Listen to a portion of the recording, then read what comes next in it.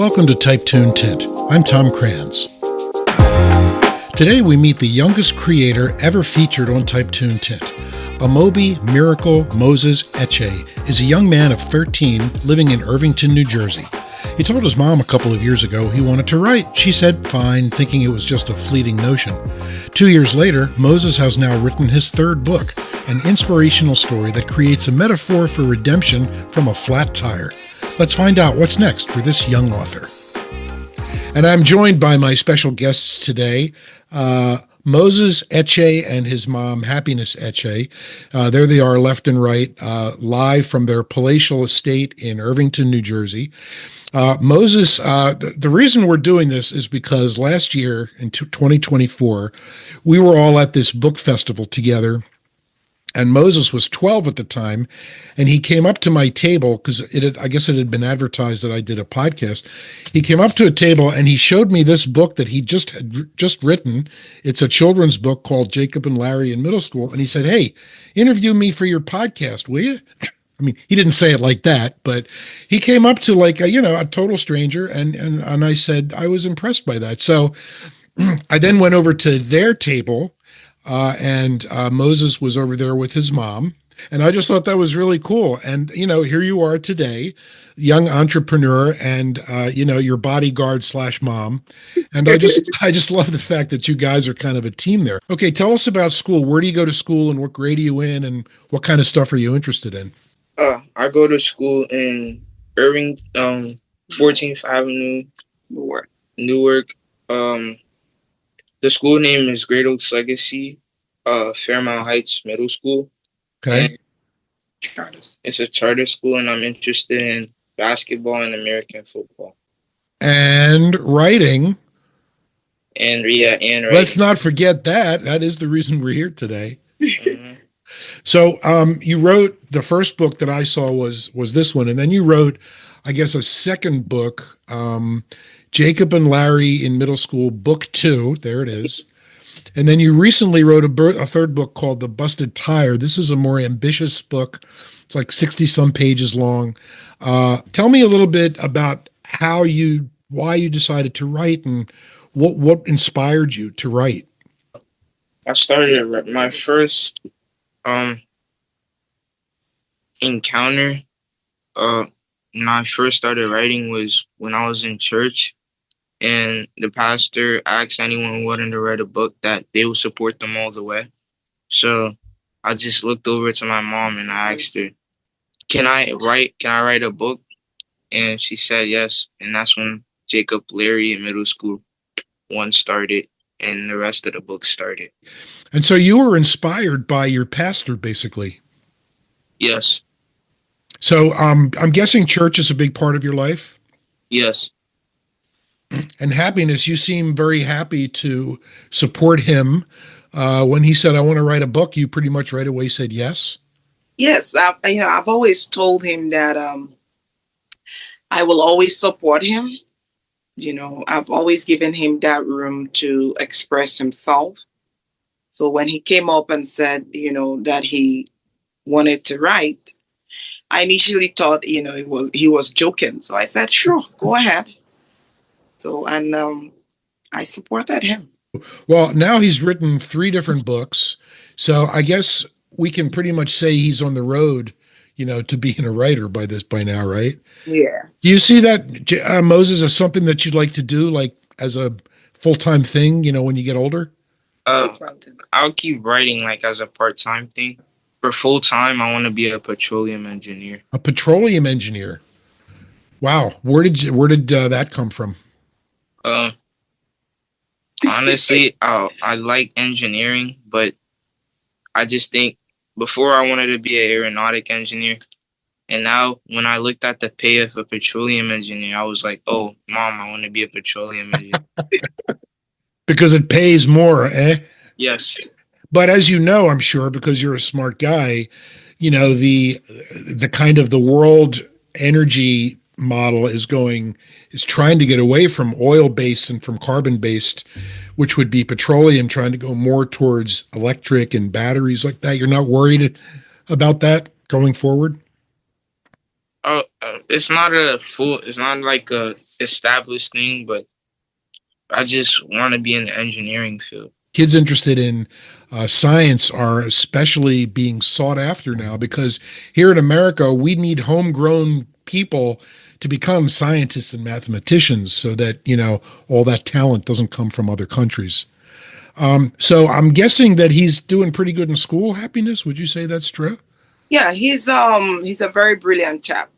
Wow, brilliant. It's nice to hear your mom say that, huh? Yeah, he's an honor student. I mean, he's Really? been an honor student since he was in kindergarten till date. Wow. Well, that's really cool. What do you do when you're not playing sports and writing? I do activities like I play piano. Really? Yes, Wow. How long have you done that? for 2 years now. Yeah. Going. Good for you. So, wow, you're a writer and you're a sports dude and you play the piano. You play the piano. That's pretty awesome. You got a good start in life. Where do you see yourself going to high school? So, what's the next grade for you? Is it eighth grade where you'll go? Yes, And then where would high school be for you? Seton Hall Prep.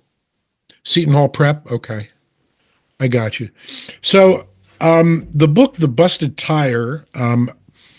There seems to be a heavily religious influence in this book. You talk a lot about God and about how God can save. The main character is this guy named Mike, who seems like he goes down all these paths of temptation. You talk a lot about him. He gets attracted to smoking cigarettes, and then there's alcohol. At one point, he buys you said a Glock 19 with a silencer. Where'd you get that from anyway? Uh, You look that up or? no, from a video game. Oh, really? Of course. I should have known. Anyway, your character, Mike, he seems like he's fighting off a lot of negative influences, but I guess he keeps finding God, and then there's angels that keep trying to pull him back over to to the light, as it were. Talk a little bit about that. How did what inspired you to write about that? Honestly, I was just riding in the car with my mom, and up ahead, I saw someone whose car had a bust, like their tire busted in the middle of the road or on the side of the road, and I just said, "Mom, that just gave me an idea." So that idea was that busted tire could represent the life of a man, Mike, in the busted tire. It could represent his life and how his life is like a busted tire because of his addictions. But it also could talk about how God, who's the mechanic, could fix him up into a new tire. I finally put two and two together that the busted tire was a metaphor for Mike and I guess his broken spirit, maybe his morality that kind of got derailed, as it were. So, do you depend on God a lot in your life? Yes, So, I'm guessing you believe that God is an important force in your life. yes. How long did it take you to write The Busted Tire? 3 to 4 months. Wow. And you did that while you were going to school? Yes. So how did you do? You went to school and then you did homework and then you just wrote at your desk at night, or when did you do that? Like over the weekends. Okay. And you also mentioned that you were in the car. You wrote in the car sometimes too? No. Sometimes I get ideas when I'm riding with my mom or I got you. And how do you save those? Do you just remember them or do you yell into your iPhone an idea? A lot of writers do that. I've talked to people who, like, they'll stop at a red light and suddenly they'll get an idea and they'll bark it into their iPhone so they don't forget it. But you didn't do that. no. I just remember it. Okay. Happiness, what's your story? I work outside the home. Of course, I'm a mom, but I work. I am a respiratory therapist. Oh, really? Yes. You do that at a hospital or at a private practice? Okay, so I prior to becoming a respiratory therapist, though I am still working as a retina image tech, I do home calls. I go to people's homes to check really? to check their eyes, to know the effect of diabetes in their eyes. Oh, really? So yeah, so while doing that, I went to school, I just recently got my license for respiratory. So I had graduated last year, but I took my time in getting my license. So I became certified and then I became registered. So next month, I'm going to be quitting my job the 29th of this month. And then next month, I'm going to be starting with Cooperman Barnabas, RWJ, as a respiratory therapist. But you said you do home care for people, right?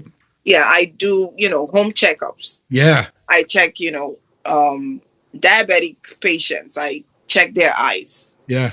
Well, I was a volunteer EMT for a number of years, and so I was in a lot of people's homes. Yeah. And that can be an interesting experience, right? Oh, quite. I bet you've got some stories, right? I should write a book about it. Yeah, you should.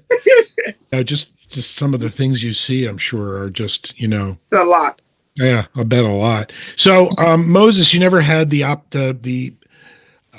you never thought of going into a medical field like your mom?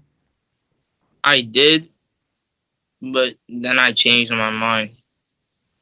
Well, because you're only 13, you have the luxury of being able to change your mind again if you want to do anything you want. I'm establishing I want to be some kind of engineer. Okay. Well, that's cool. It sounds like you got a good start, doing well in school and being able to write. Are you writing anything else now? Are you writing another book? Do you plan on writing some more, or what's that? What's the story there? Oh, yeah, I'm writing another book. Do you want me to tell you the book, or? It's up to you. The book is about the book title is about the no one to someone, and the book is about a man named Ambrose, and the meaning of the name like the book has a lot of meanings to it. Like when you read the book, the characters' names, you would also have to search up the meaning of their names. The main character named Ambrose, who the meaning of his name means immortal. It talks about how he gets a very fatal wound in like a night description. He gets a fatal wound, and while he's in the hospital, he meets nice people who help him rehabilitation, who give him medical support, who help him speak because he lost that as he was shot. And it talks about how he also how he also thinks on his life and how God led him to be who he is. Well, I imagine if to be an engineer, you probably are thinking maybe both you and your mom thinking about college maybe down the road, huh? Yes. Yeah, and how to pay for that. Yeah, I had two. Oh. Yeah, student loans, parent loans. It happened, but it's a thing. Yeah. Do you have do you work? Do you have a job of any kind, Moses? No, but like when I'm 15, I already have like a preset job with something. That's right. You're only 13. You really can't work legally, right? Yes. Yeah. So what do you have waiting for you at 15? I get like to help a financial consultant in his office, like clerical stuff. Oh, really? Someplace near home? Yeah, someplace near home. Good. So you don't have to get on a train and go to New York. Yeah, that's when he turns 15. Oh, cool. Yeah. Good for you. Well, listen, I wish you all the best. You're the youngest person I've ever interviewed on this podcast, but you're also got tons of talent. You've got, the more you write, and I know this from my own experience, the more you write, the better you get. And it's a lot. It's really good to have people read your work as you go along. Like at some point, you'll want to have somebody as like an editor to actually edit your work, because no matter how big your ego is and how good you think you are, you're never as good as you really think you are. And when somebody reads your work and says, this might have worked better, that might have worked better, that's actually a huge help. So you just kind of have to get over the fact that you're not the perfect writer, because none of us is, Yeah. But again, for the folks out there, Jacob Larry in Middle School 1 and 2, and then The Busted Tire, they're all on Amazon. And purchasing one of these books supports this incredible young gentleman and his incredible young mom. And I appreciate you both being with me very much today. Moses and Happiness Eche, you guys be well. Thanks for joining me. And, I'll see you on the bestseller list. Thank you so much. Thank you. Okay, take care.